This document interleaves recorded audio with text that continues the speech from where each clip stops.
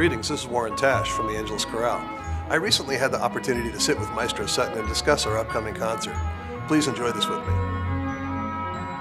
We're here with Dr. John Sutton again, and I'm interested to hear some about this, the Ecce Cor Meum and the composition of that and some things that you wanted to tell us about, so please. Yeah, it's interesting. First of all, it was over 8 years in the writing. It took a while for this to come to life and to fruition for Paul McCartney, and he actually started writing it on a synthesizer at his home, and so he talks about the challenge of it, where maybe the violin stop on the synthesizer wasn't so great, so he went to an oboe stop, which he liked the sound of, and yet a violin solo is beautiful. So he talked about just the sort of versions that it went through as he started to realize the music in real time, not at a synthesizer at his home, but with real singers, with real orchestra members, with real children's choirs and soloists. So I thought that was very interesting, just the process of a pop musician, of a rock musician. How does he get to the classical moving realm? into the classical realm, yes. And he had guys assisting him and helping him.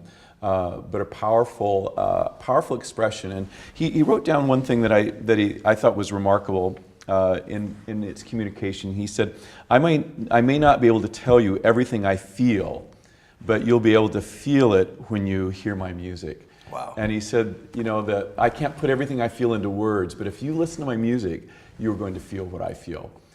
Paul writes this, he says he wrote this in a sense as a spiritual confession.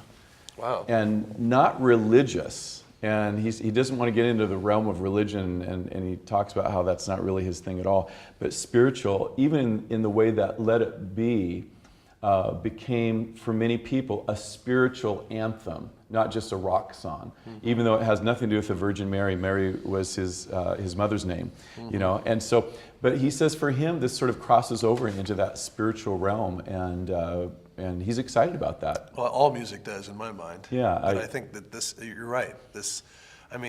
You can hear almost his thought process. And these are very different from section to section. It's very different styles really of music, changes. isn't it? Yeah. And even as you go through it, you hear the changes of something new happening, or a different texture or layer being brought into it.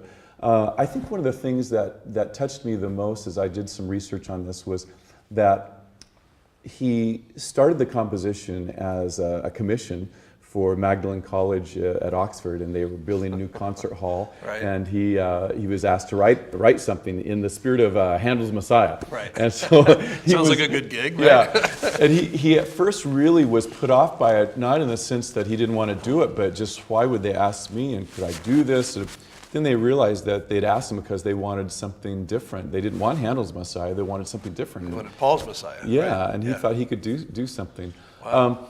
In the middle of this experience of writing it was the period when his wife Linda died from cancer. And I think it's interesting, this is pulling off my conductor score, but this work is set in 4 movements. And they're fairly large, 300, 400 measures, and so the whole thing is about 50 minutes. But tucked right into the middle of it is this little beautiful jewel where the chorus sings but with no words, and it's really a musical interlude. And that was right after his wife had passed away. And the people that I'm reading and that worked with him on this said that's really the heart of the piece.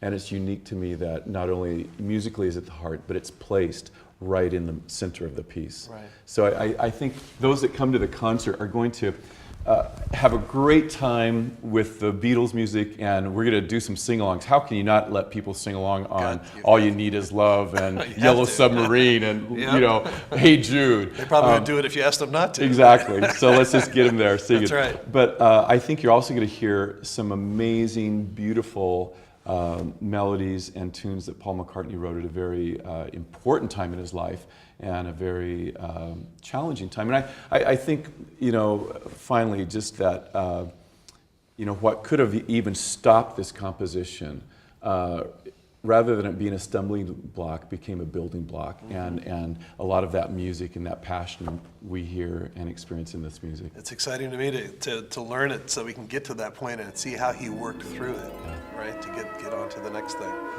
Fantastic insights. Thank you so much, Maestro. We look forward to the show. Yeah, me too.